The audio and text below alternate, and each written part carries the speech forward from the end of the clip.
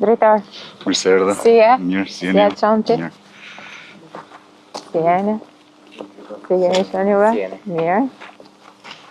Jemi në stacionin Tirana 2, apo jo? Tirana 2 është pika kyçe e OST-s.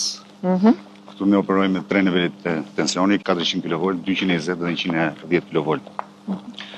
E them që pika kyçe sepse këtu furnizojmë veriun, furnizojmë jugun, edhe pjesën kryesore të Tiranës. Ne kemi bërë një investim të kohë të fundit në stacionin Tirana 2 nëpërmjet bankës gjermane, e cila KFV-s. Por në bashkëpunim me OST-n duhet thënë kjo, pra kemi pasur një mbështetje financiare nga KFV-ja për 40 milion eurosh, por ndërkohë që gjitha kostot lokale, shpronësime dhe gjithçka tjetër mbulohen nga vetë operatori transmetimet, për të ndërhyrë në këtë stacion kaq të rëndësishëm, pra Tirana 2, i cili ofron energjinë jo vetëm për zonën e Durrësit, por për gjithë jugun perëndimor, le të themi. Gjatë implementimit të kësaj linje, që furnizon Durrësin edhe pjesën e jugut, kjo linjë është në dy lloje nivele tensioni, 400 dhe 220. Për momentin ne po operojmë vetëm në dy lloje tensionesh, 220 kV. Në planin afatmesëm kemi mbulimin e linjës 400 kV që na ka ngelur vetëm në pjesën Rashbull-Fier.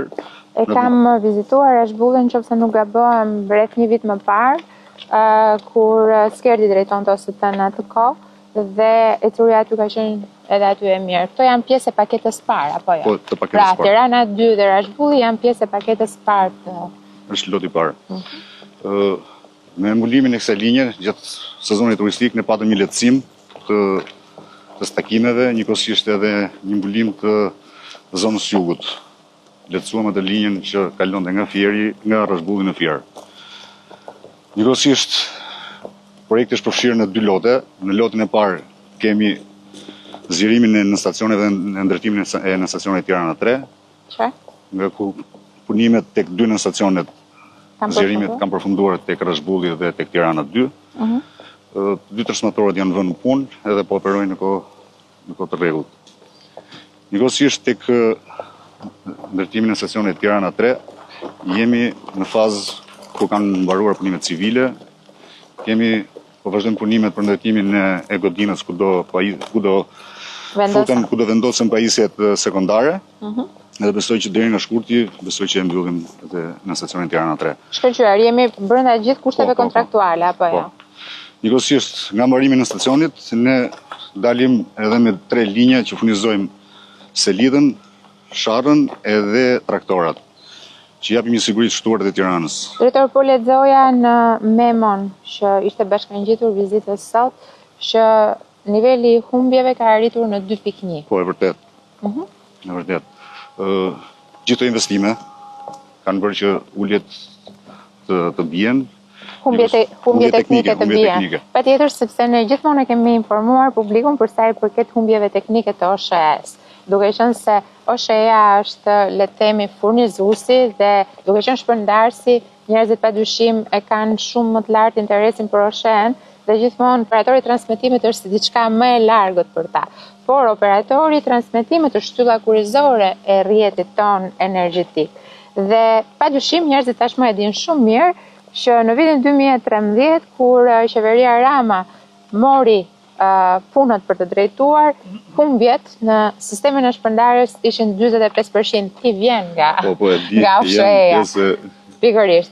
Por nga ana tjetër, sot ne kemi arritur në 17%, është bërë një punë kolosale dhe 17% është një mesatar për gjithë Republikën. Pa harruar se kemi vende, për shembull siç është rasti i kombinatit, ku kemi 4% humbje, që janë nivelet europiane. Por për OST-n asnjëherë nuk kemi folur se si janë ulur, bazuar mbi investimet, mbi planin ton strategjik të zhvillimit të operatorit transmetimit, se si janë ulur humbjet. Sa kanë qenë humbjet më përpara? Rëndi 2.5%, po disa vite që ka stabilizuar të dyshi, momentalisht deri tash A është një nivel? Është 1.9. 1.9, okej. A është ky një nivel i mirë krahasuar me gjithë rajonin? Po, se të zakonisht në ka nivel 2.5, Shkëlqyer. Pra jemi në një nivel të kënaqshëm për sa i përket humbjeve.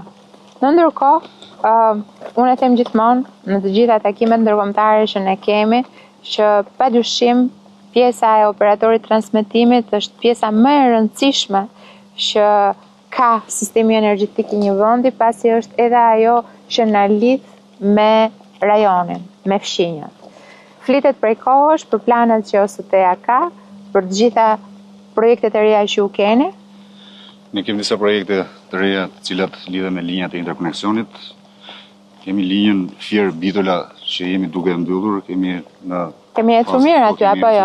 Dikur kemi qenë ne më pas, por tashmë është Maqedonia dhe ne jemi duke avancuar shumë mirë Shqipëria. Bravo. Jemi duke i ndjekur në vazhdimsi.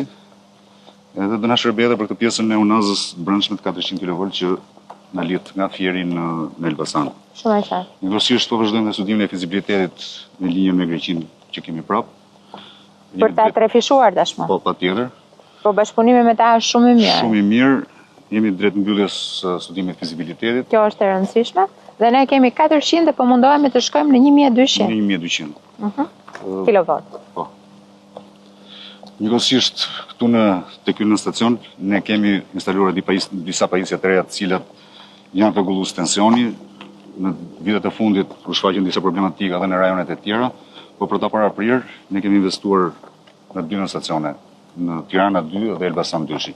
Këtu në Tirana 2 kemi 2 transformatorë që rregullojnë tensionin, një në tensionin 400 kV dhe tjetri në tension 220 kV. Të dyja këto pajisje na kanë sjellë një siguri gjatë kohës kur importet janë shumë të larta, sepse nuk ka kërkesat janë shumë të vogla dhe kemi një rritje të tensionit. Gjatë kësaj kohe kur rritet tensioni, na ndodhin problematika që na stakohet nga mbrojtja dhe për këtë arsye këto pajisje janë rregullator të këtij sistemi. Duhet thënë që volumet e transmetimit të energjisë elektrike janë rritur ndjeshëm 5 vjeçarin e fundit në të gjithë rajonin. Ne këtë e shikojmë sidomos gjatë periudhës të verës, duke qenë që tashmë edhe vetë Shqipëria është një vend ku numri i vizitorëve i shtohet numrit të banorëve duke e rritur me disa fisha të, pra edhe kërkesën për energji.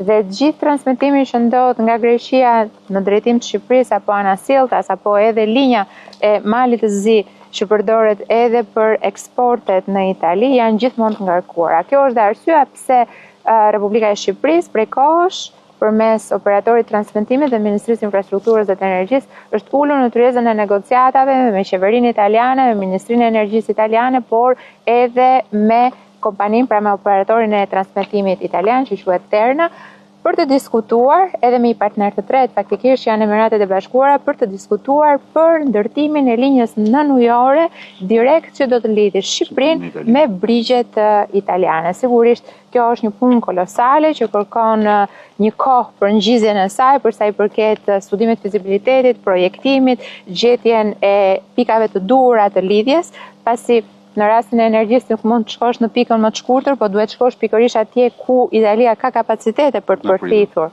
apo jo? Dhe pastaj gjithë çështjet e batimetrisë dhe gjithçka tjetër që kanë të bëjnë, pasi të shtrosh një linjë nënujore nuk është njësoj si linjat e tensionit që ju keni në ajër. Edhe e cila është një sfidë për OST-n.